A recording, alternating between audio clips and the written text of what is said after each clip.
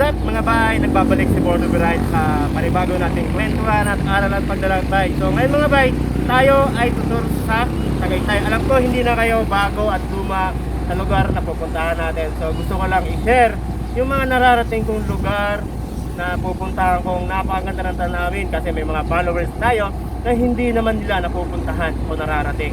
O kaya na may nasisilayan lamang nila ito sa TV o kaya naman sa social media, no? So walang ibang lugar na pupuntahan natin ay yung Tagaytay. So bahagi ko na rin sa inyo yung konting alam ko sa historical eruption ng Taal Volcano. So alam naman natin na ang pinaka-main attraction talaga ng Tagaytay ay yung Taal Volcano, no? So kasama natin si 50, ARN, no? So ibubulong ako ng konti. Sorry mga bayo. So shoutout nga pala dyan sa Takusa Riders na nakabubo lang. So kasama ako doon, kasama rin si 50. Ayan mga bay, gusto ko lamang ipasel kayo doon. So pagtapos natin mamasyal doon, food trip tayo. At syempre bahagi ko na rin sa inyo yung lugar ng Tagaytay, yung Taal Volcano at konting history, no? Yung konti niyang konti kong alam tungkol sa vulkan na yun. Okay, so tara mga bay, punta na tayo ng Tagaytay. Peace!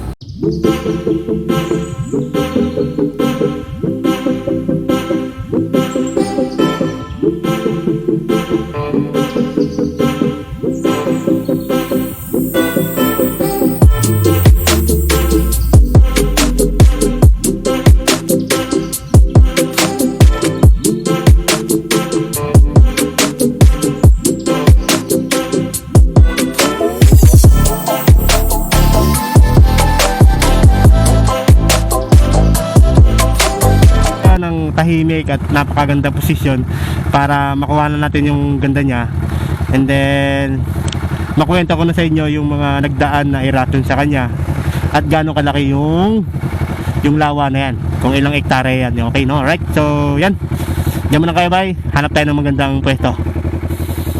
Napakaganda, no mga bay, napaka-relaxing na lugar at marami kang matatanaw na hindi natatanaw ng iba, lalong lalo na sa mga malalayong lugar like Mindanao or Visayas na never pa nila tong nakita sa personal, no? Ayan, so ito na po yung share natin para sa mga followers natin, no?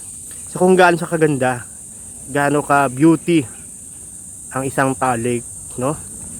So sa hindi nakakaalam mga bay, ang Taal Lake ay napapalibutan ng mga barangay ng Batangas: Laurel, Agoncillo, Lemery, Talisay at mga iba-iba pang nakapalibot dito, no?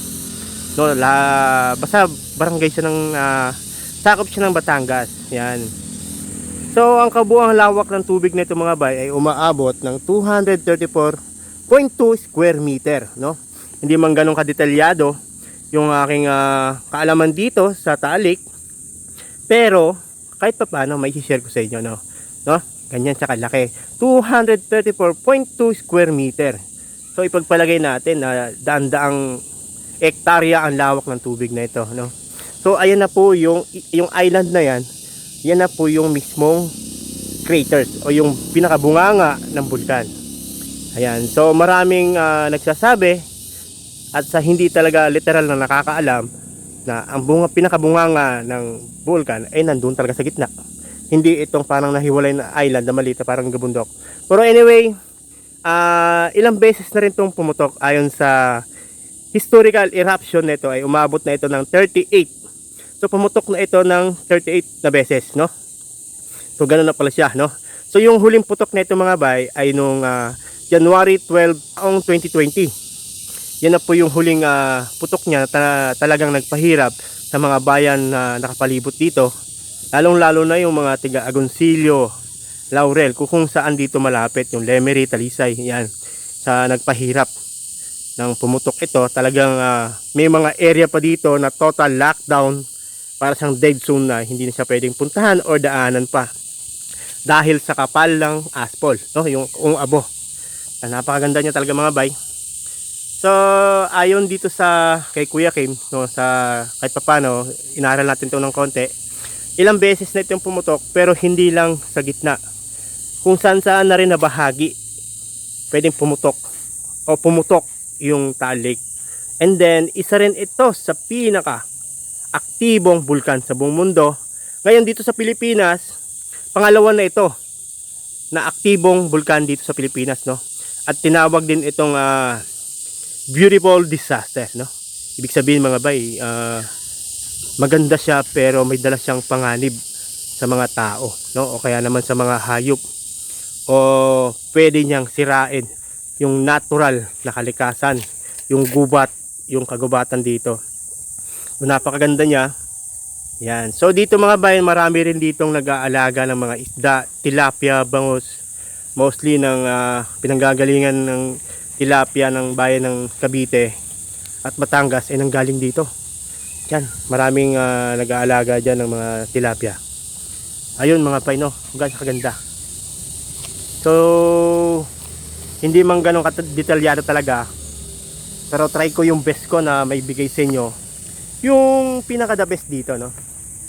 Ayan, so kahit konti may alam tayo sa konting historical na hindi man ganun ka solido, pero the best. Pero alam nyo ba, nung daang taon, so ang totoong form ng vulkan na ito ay talagang yung gabundok, kagaya ng Albay, no, kagaya nun.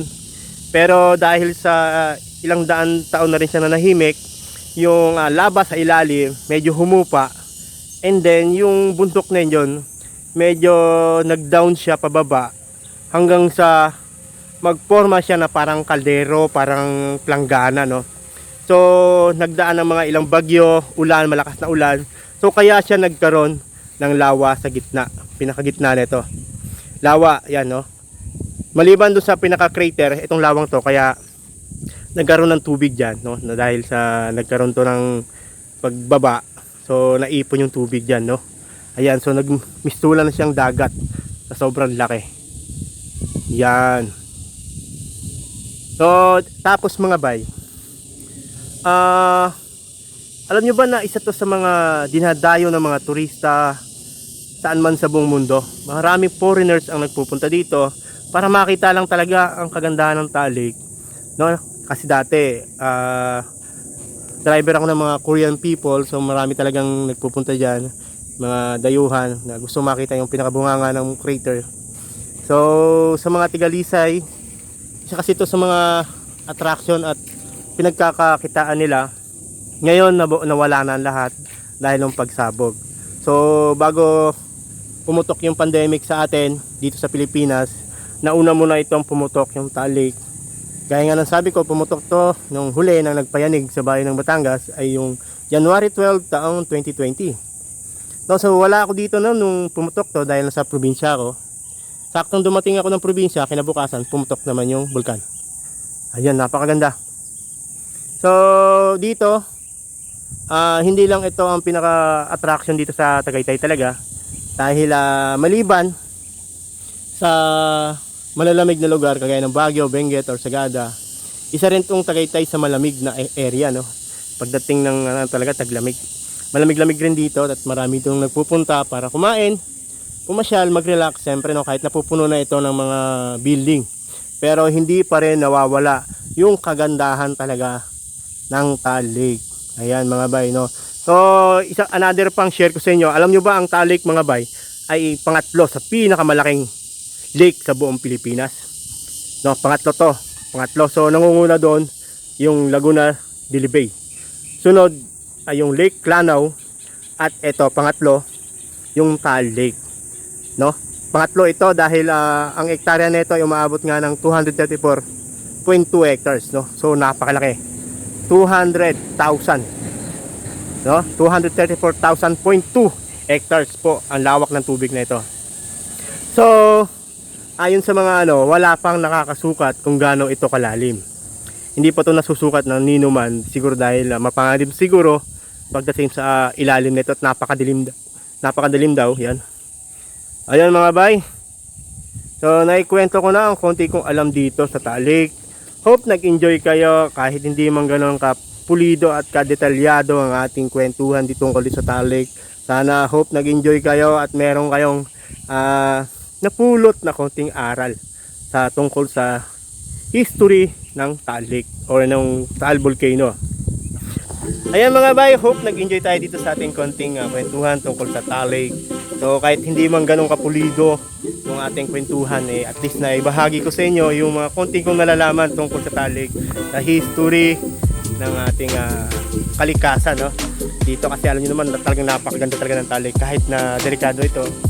So sana bumalik na yung dati, mawala na rin yung pandemic dito sa atin para tuloy-tuloy tayong lagi tayong makakapasyal, makapunta sa iba't ibang lugar. At patuloy pa rin ako makabahagi sa inyo ng mga lugar na talagang nakakamangha, no? So mamaya mga bay, food trip tayo, tamang joyride tayo. Tingnan natin yung mga iba-iba pang pwedeng puntahan sa Tagaytay. So yun, yan na kayo mga bay, kapit lang.